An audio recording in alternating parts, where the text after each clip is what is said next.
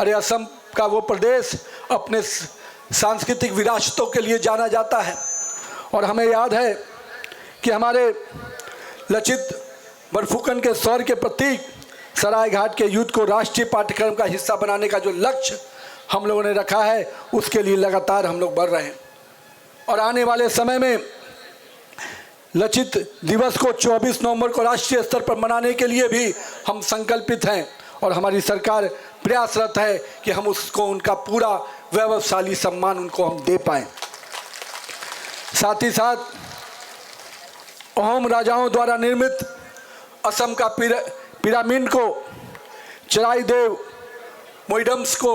UNESCO world heritage में शामिल कराने का जो प्रयास नरेंद्र मोदी जी की सरकार ने और आपके मुख्यमंत्री जी ने किया है, उससे निश्चित रूप से असम के लोगों का सम्मान बढ़ा है। असम के लोगों का स्वाभिमान को सम्मान देने का काम देश के प्रधानमंत्री नरेंद्र मोदी जी लगातार कर रहे हैं। मैं असम के लोगों को इस बात की, हमारी बड़ी संख्या में माता बहनें यहाँ जुटी हैं, स्वयं सहायता समूह के माध्यम से जो विकास के लिए हमारे महिलाओं को रोजगार के लिए एक अवसर दिया जा रहा है, और निश्चित रूप से हेमंत सरकार की, माननीय मुख्यमंत्री की अपने बहनों के प्रति, अपने माताओं के प्रति जो संवेदना है उसको दिख रहा है। 40 लाख महिलाओं को 10-10 हज़ार रुपये के 2 किस्त में आर्थिक सहायता और प्रशिक्षण,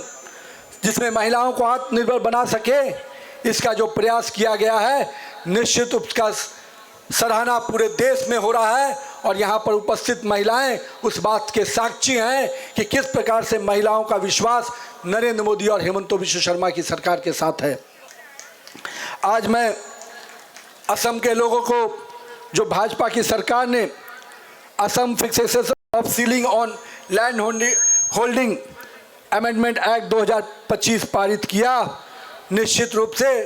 लंबे समय से जो यहाँ के लोगों का एक डिमांड था, 200 साल पहले से पहली बार चाय बागान में मजदूरों को जो सम्मान मिला है, उसके लिए भी मैं पूरी असम की सरकार को बहुत बहुत बधाई देता हूँ। लेकिन मित्रों, ये एक सोच है सरकार की कि हमें काम करना है, समाज के हर वर्ग को आगे लेके चलना है। जहाँ नए कॉलेज और नए इंस्टीट्यूशन खोले जा रहे हैं युवाओं के लिए, वहीं महिलाओं को आत्मनिर्भर बनाना, किसानों को अन्न का लाभ देना, ये सारे प्रयास अगर हो रहे हैं तो इसका श्रेय भी कहीं को जाता है तो यहाँ पर बैठे हुए आप आम जनता को जाता है, जिसके आशीर्वाद से ही भाजपा की सरकारें बनती हैं और नरेंद्र मोदी और हेमंत बिश्व शर्मा जैसा व्यक्ति को काम करने का मौका मिलता है। मैं इसलिए आपको बहुत बहुत आभार व्यक्त करता हूँ कि आने वाले समय में 9 अप्रैल को यहाँ चुनाव है और 9 अप्रैल का दिन असम को एक नई स्थान पर, नई ऊंचाई पर ले जाने का दिन है। मैं असम के लोगों से आग्रह करता हूं, जिस विकास की रफ्तार को भाजपा की सरकार ने, नरेंद्र मोदी और हेमंत बिश्व शर्मा की सरकार ने आगे बढ़ाने का काम किया है, उसको गति देने का काम असम की जनता करे, मैं ऐसा आग्रह करता हूं। चूंकि अभी मित्रों 2047 के विकसित भारत का सपना अगर नरेंद्र मोदी जी ने देखा है तो उसमें नॉर्थ ईस्ट के एक प्रांत के विकास को भी उन्होंने संजोया है। और अगर हम असम को भी 2047 में विकसित असम के रूप में देखना चाहते हैं तो निश्चित रूप से इस विकास की रफ्तार को रुकने नहीं दीजिएगा और इसको अधिक गति देकर, क्योंकि आप यहाँ पर एक सीट नहीं चुन रहे हैं, आप एक क्षेत्र में भाजपा के विधायक को नहीं खड़ा कर रहे हैं, आप इस क्षेत्र के माध्यम से असम में अपनी भाजपा की सरकार बना रहे हैं। असम में हैट्रिक लगने वाली है। सर्बानंद सोनोवाल और हमारे माननीय मुख्यमंत्री हेमंत बिश्व शर्मा जिस प्रकार से पिछले 2 कार्यकाल में लगातार भाजपा की सरकार बनाई और इस बार फिर से हेमंत बिश्व शर्मा के नेतृत्व में फिर से हैट्रिक लगती हुई सरकार बनेगी, उसी प्रकार से भास्कर शर्मा जी का भी हैट्रिक लगना चाहिए ना। तो एक बार जोरदार तालियों से भास्कर शर्मा जी का अभिवादन कीजिए और आशीर्वाद प्रदान कीजिए। हमारे इस जिला के अध्यक्ष कुश कांत बोरा जी हमारे साथ उपस्थित प्रदेश के महामंत्री रितु पारा बरुआ जी, हमारे साथ यहाँ पर उपस्थित भीम कर्मकार सदस्य भाजपा कार्य समिति, दिगंतो शाकिया प्रदेश उपाध्यक्ष एजीपी, हमारे पार्टी के सभी मंडल प्रेसिडेंट, सभी जिला परिषद की हमारी अध्यक्षा, हमारे सभी यहाँ पर विस्तारक, प्रवासी कार्यकर्ता और साथ में इस जिले के सभी पदाधिकारीगण, साथ में बड़ी संख्या में उपस्थित यहाँ पर हमारी मातृशक्तिगण, मैं आप सबको और हमारे हमारी युवा साथी हैं, हमारे अभिभावक हैं, उन सब को मैं बहुत बहुत आभार व्यक्त करता हूं कि आज मार्गेटा के इस चुनाव अभियान को जिस प्रकार से माता बहनों का समर्थन दिख रहा है, मैं आश्वस्त हूं कि आधी आबादी नहीं, पूरी आबादी इस विधानसभा की कमल के साथ है और भाजपा के साथ है। मार्गेटा और तिनसुकिया का ये पावन धरती, जिसकी ऐतिहासिक विरासत तथा मटक और सूतिया वंश के वीर पूर्वजों का इस भूमि को मैं नमन करता हूँ। इस पवित्र भूमि ने महान संतों को जन्म दिया, जिनकी आवाज़ ने पूरे देश को एकता के स्वर में और असम की आत्मा को जोड़ने वाला सुधाकंठ भारत रत्न डॉक्टर भूपेन हजारिका जी से व्यक्तित्व को दिया। मैं उनको भी आज नमन करता हूँ, अभिनंदन करता हूँ उनका। आज के दिन जहाँ पूरे देश में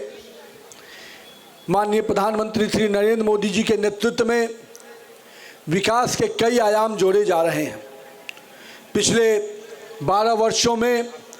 देश को एक सूत्र में बांधकर, देश को विकास और विश्वास के साथ आगे लेकर, सबके नेतृत्व को, सबके प्रयास को एक साथ जोड़ते हुए जिस प्रकार से माननीय प्रधानमंत्री नरेंद्र मोदी जी विकास की नई कीर्ति लिख रहे हैं, उसी प्रकार से असम में भी पिछले 2 कार्यकाल में हेमंत बिश्व शर्मा जी के नेतृत्व में जो सरकार चल रही है, उन्होंने विकास को डबल इंजन की सरकार का असर क्या होता है एक एक गांव में, एक एक पंचायत में पहुंचाने का काम किया है। आज माननीय प्रधानमंत्री जी का जो सपना रहा, जो उन्होंने हमेशा कहा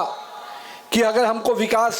देश का विकास करना है तो एक्ट ईस्ट पॉलिसी के तहत हमें काम करना होगा और दक्षिण पूर्व एशिया का प्रवेश द्वार जिसको कहा जाता है, हमारी उस असम की संस्कृति को, उसके स्वाभिमान को,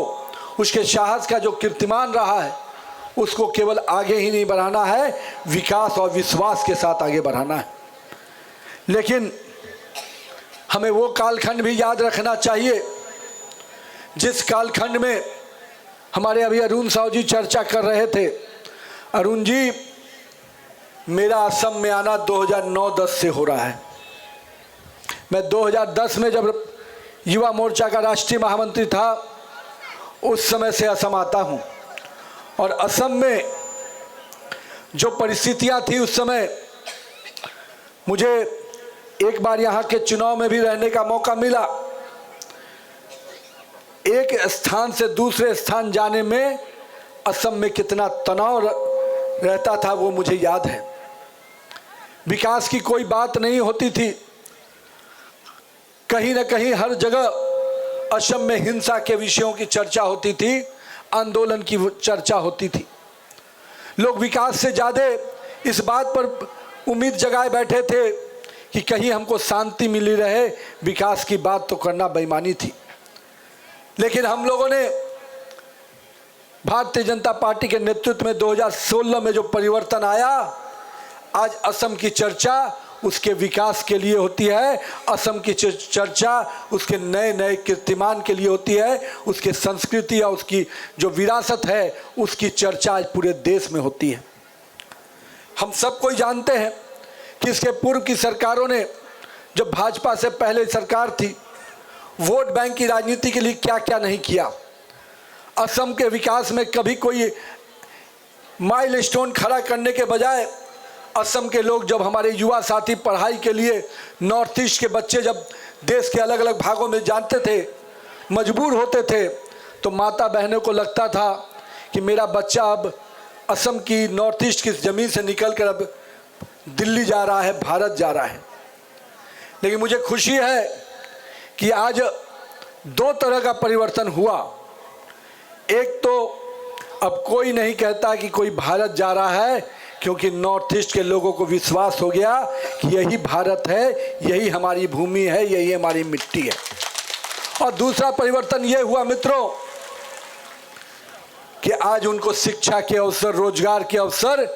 इसी नॉर्थ ईस्ट की जमीन पर मिलने लगे और कहीं ना कहीं उनके हमारे युवा साथियों को मजबूरी के लिए कहीं बाहर नहीं जाना पड़ रहा है। ये परिवर्तन सामान्य परिवर्तन नहीं है मित्रों। मैं उस बिहार से आता हूं जिन्होंने पलायन का सबसे बड़ा दौर देखा है। एनडीए के उस सरकार आने के बाद किस प्रकार से पलायन को हम लोगों ने रोकने में सफल हुए हैं, ये कहीं ना कहीं दिखाता है कि नरेंद्र मोदी जैसा अगर नेतृत्व हो, भाजपा जैसा पार्टी हो, तो निश्चित रूप से विकास के संकल्प पूरे होते हैं और पूरे विश्वास के साथ पूरे होते हैं। आज असम में नई संभावनाओं की चर्चा होती है। असम जिस प्रकार से आगे बढ़ रहा है, कई बड़े बड़े आयाम जोड़े जा रहे हैं। आज हर गरीब के घर में अनाज पहुंच रहा है, महिलाओं को गैस कनेक्शन मिल रहा है, मुफ्त इलाज की सुविधाएं मिल रही हैं। ये कहीं ना कहीं हमारा परिणाम इन चीज़ों को अगर पहुंचाने का सफल प्रयोग हुआ तो भाजपा की सरकारों में हुआ। लोग पूछते हैं क्या परिवर्तन आया, मैं बताता हूं उन्हें। जब उस समय के प्रधानमंत्री जी कहते थे कि दिल्ली से 1 रुपया चलता है तो 15 पैसा ही गरीब के खाते में पहुंचता है। पर हमें गर्व है अपने प्रधानमंत्री पर, जिन्होंने जनधन खाते के माध्यम से हर गरीब का सम्मान बढ़ाने का काम किया। और आज दिल्ली से अगर 1 रुपया चलता है तो हर गरीब के खाते में 1 रुपया पहुंच जाता है। यह है नरेंद्र मोदी की सरकार। लोग कहते हैं कि भाजपा डर की राजनीति करती है, तुष्टीकरण की राजनीति करती है। लेकिन मैं उन्हें बताना चाहता हूं कि हम भारत के लोग और भाजपा के लोग जो इस मिट्टी में जन्म लिया है, जो इस भारत का व्यक्ति है, हम पहले उसके अधिकारों की रक्षा करेंगे। हम घुसपैठियों के लिए सरकारें नहीं बनाते, हम घुसपैठियों की चिंता करने के लिए राजनीति नहीं करते। हम मानते हैं कि इस मिट्टी का पहला हक, यहाँ के अनाज का पहला हक, यहाँ के रोजगार में पहला हक, यहाँ के लाभ की योजनाओं में पहला हक असम के लोगों का है, भारत के लोगों का है, घुसपैठियों का नहीं हो सकता। अगर हमारी सरकार ने कठोर फैसले लिए हैं तो असम के लोगों के लिए लिए हैं।